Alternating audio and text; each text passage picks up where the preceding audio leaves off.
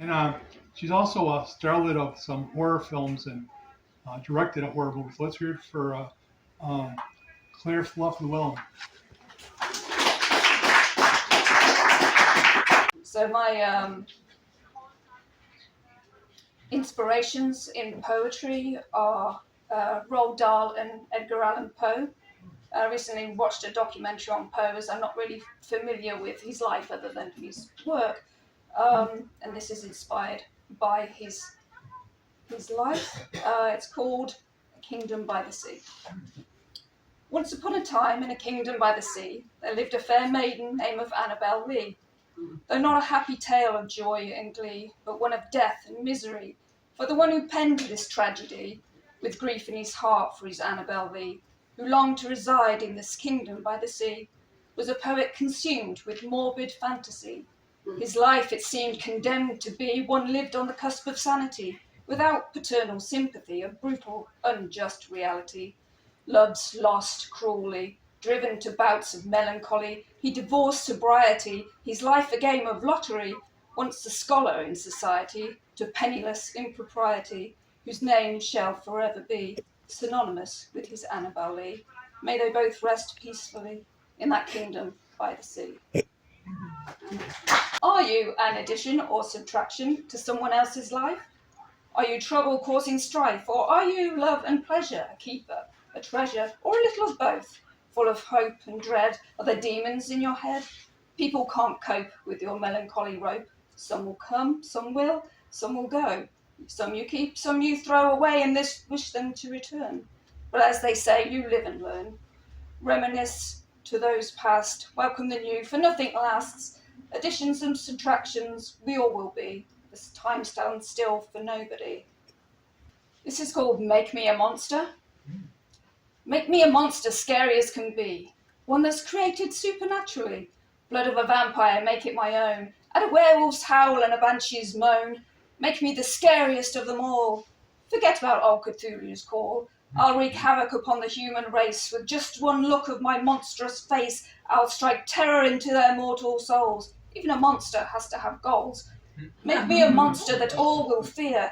When my name is whispered in their ear, children will cower in their beds with nightmarish visions in their heads of me in all my monstrous glory when they hear my bedtime story. Give me fangs so deliciously frightful, make me the true soul and rightful heir to the throne of terrifying creatures. Make me their queen with the scariest features. Make me a monster they'll never forget, a household name? Better yet, my tale will be told through the ages, preserved on film and published on pages, a legend in the monsterverse. No other monster could be worse. Branded as a cautionary tale to render bullies mute and pale. Make me a monster so I'll never die. No one can hurt me. I'll never cry. This is another children one called Dave. A family moved into their first home, only to find they were not alone. There a child of the grave resided, so to him a name they provided. The trouble with this ghost called Dave, he never knew how to behave. He was completely without manners, making noises all night like clanking spanners. The children didn't seem to mind. They thought he was fun, thought he was kind of cool, and bragged to all their friends. Their haunted house was the latest trend. For sleepovers there was a waiting list, a play date not to be missed. How they'd play until the morning, never heeded their parents' warning. You can't tame a ghost, said Dad, a spiteful boy, Mum would add. He's here to raise some hell, they said. No good comes from playing with the dead. The children played, quite unaware that Dave had plans which were most unfair. To satisfy his selfish, childish whim, he planned to make them all like him.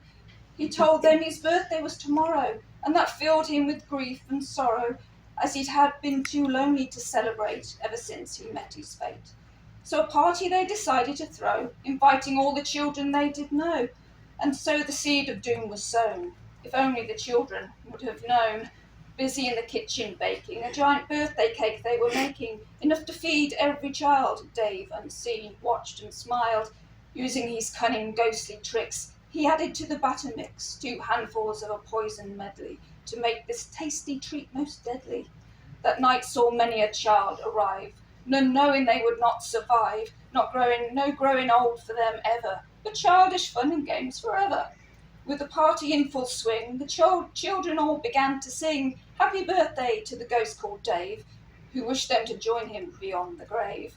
After they consumed the cake, the party became the children's wake. Now Dave has lots and lots of friends, and their playtime never ends.